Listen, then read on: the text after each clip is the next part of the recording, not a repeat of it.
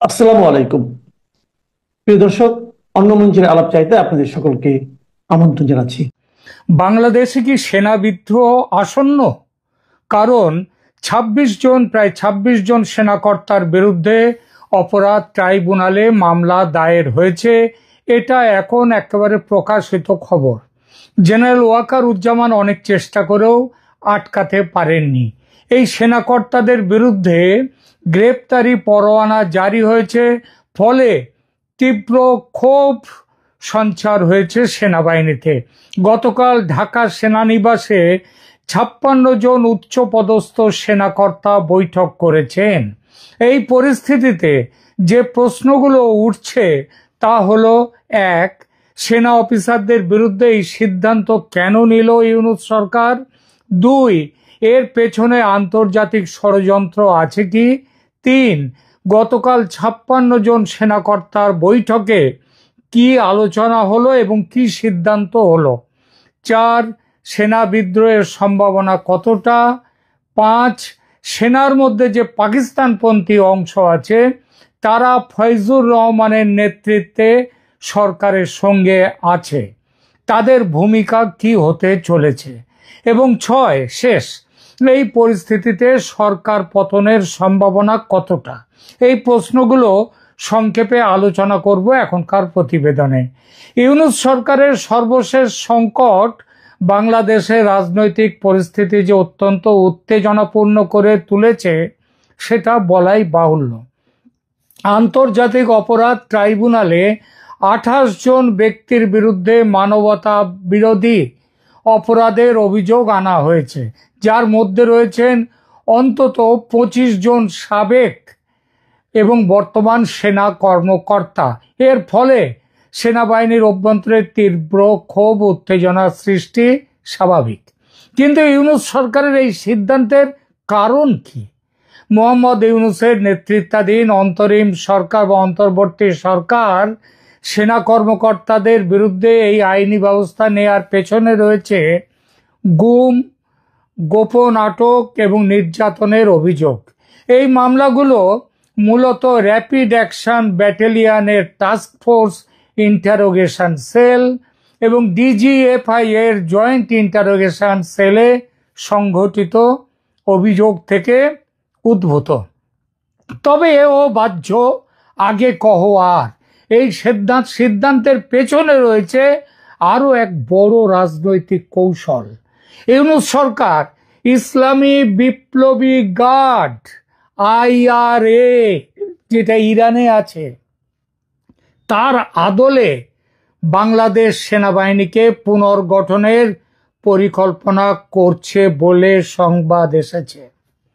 IANS live সংবাদ পোর্টালে প্রকাশিত সংবাদের শিরোনামটা একবার দেখুন, যার headline journey towards becoming an Islamic state.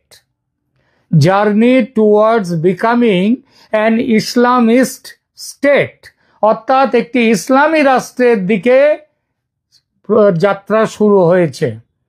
এই প্রক্রিয়ার অংশ হিসেবে দেশের নিয়মিত সশস্ত্র বাহিনীকে ভেঙে দিয়ে জামায়াতে ইসলামীর প্রভাবাধীন একটি জঙ্গিবাদী সামরিক শক্তি গড়ে তোলার চেষ্টা চলছে।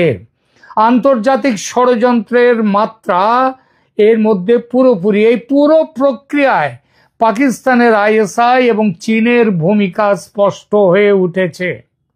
সাম্প্রতিক তথ্য বলছে যে পাকিস্তানের সাথে সামরিক সহযোগিতা বৃদ্ধি, যেটা অক্টোবর ২০২৫ সালে, এটা তো শুরু হয়েছে আগে থেকেই, অক্টোবর ২০২৫ সালে পাকিস্তানের লেফটেন্যান্ট জেনারেল তাবাসসুম হাবিবের নেতৃত্বে একটি পাকিস্তানি সামরিক প্রতিনিধি দল এই কয়েকদিন আগে ঢাকা সফর করেছে। এর আগে জানুয়ারিতে ISI এর একটি প্রতিনিধি দলও ঢাকা সফর করে। গোপন বৈঠক ও পরিকল্পনা এখানে তৈরি হয়। বাংলাদেশের DGFI তারপর গোপনে পাকিস্তান সফর করেছে, সেখানে ভারত বিরোধী কৌশল নিয়ে আলোচনা হয়েছে। এই বৈঠকে নতুন পাসপোর্ট নিয়ে বাংলাদেশ থেকে যারা গেছে এবং ওখান থেকে পাকিস্তান থেকে যারা বাংলাদেশে এসছে তাদের পুরনো পাসপোর্ট নয়, নতুন পাসপোর্ট দিয়ে তাদের পরিচয় গোপন করে রাখা হয়েছে। সেনাবাহিনীর আভ্যন্তরীণ পরিস্থিতি কি? এই পরিস্থিতিতে বর্তমান বাংলাদেশ সেনাবাহিনীতে তিনটি প্রধান গ্রুপের অস্তিত্ব লক্ষ্য করা যায়। জেনারেল ওয়াকারুজ্জামানের নেতৃত্বাধীন গ্রুপ রয়েছে একটি, এবং এটা হচ্ছে সেনাপ্রধান প্রাথমিকভাবে সংখ্যালঘু নিরাপত্তা এবং সার্বভৌমত্বের বিষয়ে একটা অবস্থান নিয়েছিলেন।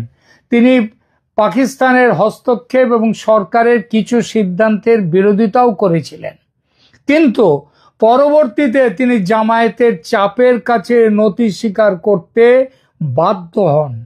বাধ্য হয়েছেন।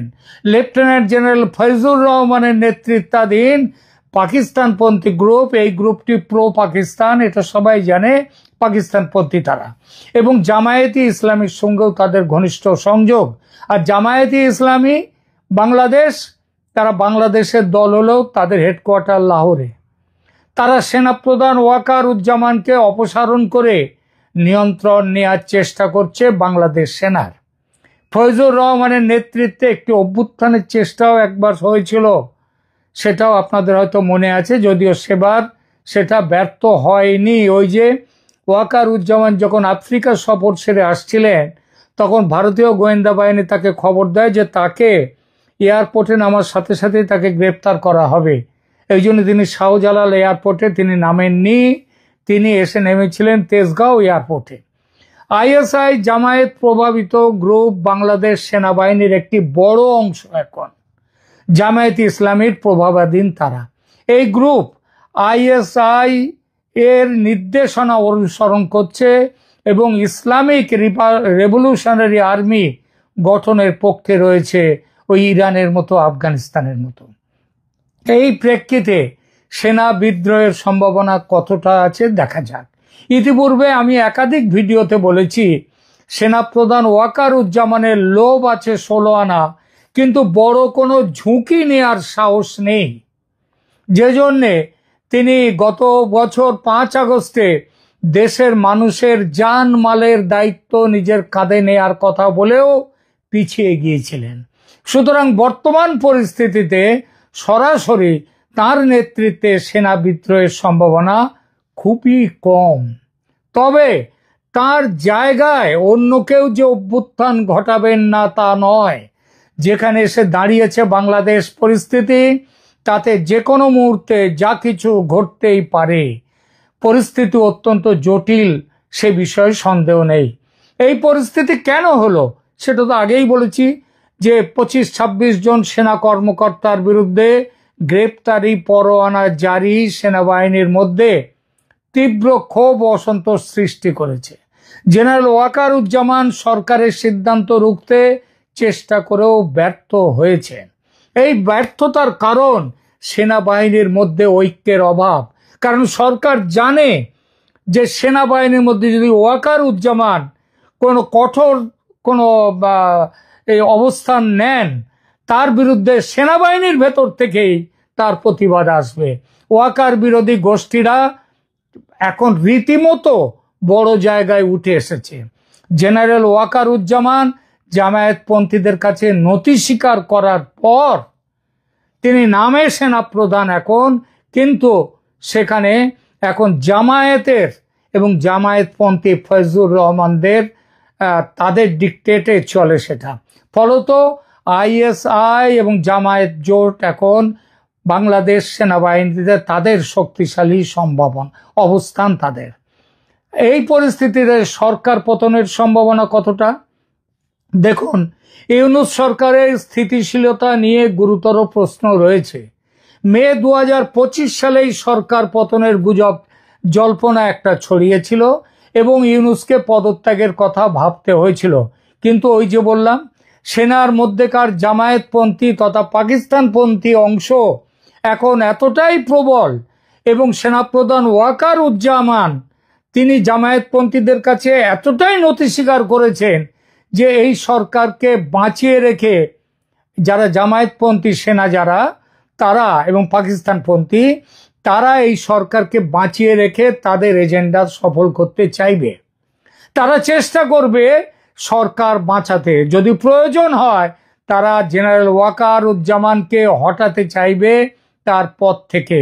সুতরাং পদ রাখার জন্যে ওয়াকারুজ্জামান এখন একটু অন্য রকমের অবস্থান নেবেন, চুপচাপ তিনি দুকলে থাকবেন যেমন তিনি এতদিন থেকেছেন। আর তাদের এই কাজে ইউনূসের সঙ্গে থাকবেন কে? রাষ্ট্রপতি চুপ্পু। গতকাল একটি ভিডিওতে বলেছি রাষ্ট্রপতি চুপ্পু কিভাবে আওয়ামী লীগ সরকার, সুতরাং বাংলাদেশের যে জামায়াতপন্থী, পাকিস্তানপন্থী, আমেরিকাপন্থী তাদের সাথে জেনারেল রাষ্ট্রপতি চুপ্পু কিভাবে তাদের দোসর হয়েছেন। তিনি যেভাবে ইউনূস সরকারের সঙ্গে হাতে হাত ধরে অধ্যাদেশ জারি করেছেন তাতে ওয়াকারুজ্জামানকে পদচ্যুত করে ফৈজুর রহমান বা অন্য কাউকে সেনাপ্রধান করতেই পারে এই সরকার এবং সরকারের রাষ্ট্রপতি চুপ্পু সাহেব। আর এখানেই উঠে আসছে আর একটা সম্ভাবনা যে ওয়াকারুজ্জামান কি চুপচাপ তাহলে বসে থাকবেন? তার যা পূর্ব ইতিহাস তাতে তিনি যদি এটা মেনে নিয়ে বসে থাকেন কেউ অবাক হবেন না, কারণ তিনি এক পা এগোন তো 3 পা পিছিয়ে আসেন। তাকে হয়তো এমন টোপও দেয়া হবে যে তিনি সেনাপ্রধান থাকবেন, তাহলে যেসব অফিসারদের হাতকড়া পরিয়ে ওই পুলিশ ভ্যানে করে, প্রিজন ভ্যানে করে আদালতে নিয়ে যাওয়া হলে তাতে তার আপত্তি কোথায়? তার তো কোনো ক্ষতি হচ্ছে না, কিন্তু তিনি। সুতরাং এই জন্য ওয়াকারুজ্জামান কতটা এগোবেন সরকারের বিরুদ্ধে যথেষ্ট সম্ভাবনা আছে। কিন্তু তিনি চুপ হয়ে গেলেও যে অফিসাররা বিচারের মুখোমুখি হচ্ছেন তারা তো মানতে পারবেন না, কারণ মামলা শুরু হলেই যে তাদের চাকরি যাবে, এবং সেটাও চুপ্পু সাহেব সেই অধ্যাদেশও সই করে দিয়েছেন। সেই সঙ্গে চাকরি শুধু যাবে না, তাদের জায়গা হবে কোথায়? হাজতে, তারপর জেলখানা। সুতরাং তারা তো রুখে দাঁড়াবেই, দাঁড়াতে তারা বাধ্য। এবং তাদের সঙ্গে সেনার একটা অংশ যে থাকবে, সেটা বড় অংশ না ছোট অংশ নাকি মাঝারি অংশ সেটা পরে দেখা যাবে, কিন্তু একটা সেনার একটা অংশ তাতে থাকবেই। সেই চাপ সহজ হবে না ওয়াকারুজ্জামানের কাছে, তার দু নৌকোয় পা রেখে চলা আর সম্ভব হবে না। আর এখানে ওই যাত্রা দলের বিবেক সেজে মাঝে মাঝে বড় বড় যে ভাষণ দেন, সেসব ভাষণ আর তার চলবে না। আর এখানেই আসছে সরকার পতনের সম্ভাবনা। গতকাল 56 জন সেনাকর্তার বৈঠকের কোনো খবর বাইরে প্রকাশ হয়নি, আইএসপি আর কিছু বলেনি, এটাই স্বাভাবিক, কারণ এই সমস্ত যে বৈঠক হয় তার খবর খুব গোপন থাকে, বাইরে আসে না। তবে যেভাবে বিক্ষোভের প্রকাশ দেখা গেছে সরকারের সিদ্ধান্তের ফলে, তাতে সংঘর্ষের পরিস্থিতি যে আরো প্রবল হয়েছে সন্দেহ নেই। সরকারের বিরুদ্ধে ঝাঁপাতে তৈরি তারা। সার্বিক পরিস্থিতি তাহলে কি দাঁড়ালো? বাংলাদেশ বর্তমানে একটি অভূতপূর্ব রাজনৈতিক সংকটের মুখোমুখি। সেনা কর্মকর্তাদের বিরুদ্ধে আইনি ব্যবস্থা নেওয়া, সেনাবাহিনী ও সরকারের মধ্যে সম্পর্কের চূড়ান্ত অবনতি ঘটিয়েছে। যদিও তাৎক্ষণিক সেনা বিদ্রোহের সম্ভাবনা আছেই, এমন কথা হয়তো বলা উচিত নয়, তবে দীর্ঘমেয়াদে সেনাবাহিনীর আমূল পরিবর্তন এবং ইসলামিক র্যাডিক্যাল গ্রুপের নিয়ন্ত্রণ প্রতিষ্ঠার ঝুঁকি এটা কিন্তু গুরুতর। পাকিস্তানের আইএসআই এবং জামায়াতে ইসলামীর সুপরিকল্পিত কৌশলের অংশ হিসেবে বাংলাদেশের রাষ্ট্রীয় প্রতিষ্ঠানগুলোকে ধীরে ধীরে নিয়ন্ত্রণে নেওয়া হচ্ছে। এই পরিস্থিতিতে সেনা বিদ্রোহ অন্যান্য কারণে ইউনূস সরকারের পতন কেবল সময়ের ব্যাপার, তবে তার পরবর্তী পরিস্থিতি কিন্তু এখনকার থেকে আরো অনেক ভয়ঙ্কর, জটিল ও বিপজ্জনক হতে বাধ্য। সবশেষে আসি ভারতের ভূমিকা নিয়ে দুটো কথায়। ভারত কি চুপচাপ বসে থাকবে?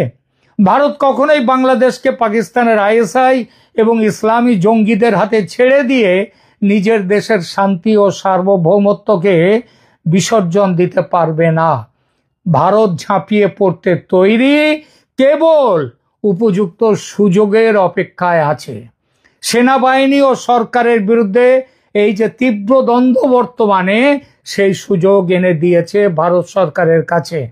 সেনাবাহিনীর মধ্যে যদি বাংলাদেশে যদি সেনাবাহিনী রাস্তায় নেমে আসে বিক্ষোভে, এবং যদি সেখানটায় কোনো সেনা অভ্যুত্থান গোছের যদি কিছু হয়, তাহলে ভারত সেই সুযোগ নিতে বাধ্য, নেবেই। সুতরাং আগামী যে কোনো দিন বড় কিছু যে ঘটতে চলেছে বলাই যায়। ধন্যবাদ।